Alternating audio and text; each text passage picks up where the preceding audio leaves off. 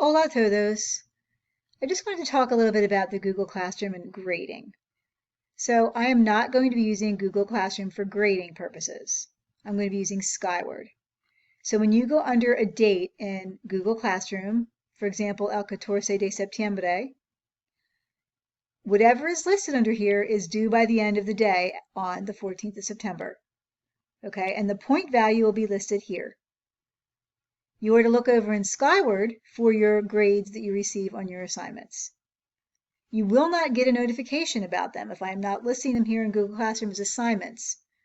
I'm not doing that because I don't want you to see missing, turn in, submit, anything that might be confusing to you that you think you need to do in Google Classroom, but you don't because it's going to be in Skyward.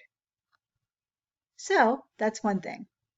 Let me go over to our slide for today.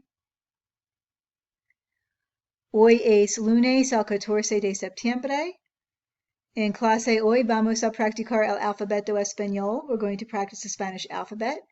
Folder number 1 will take you to some games. Then we're going to talk about the Libro Virtual or the online book.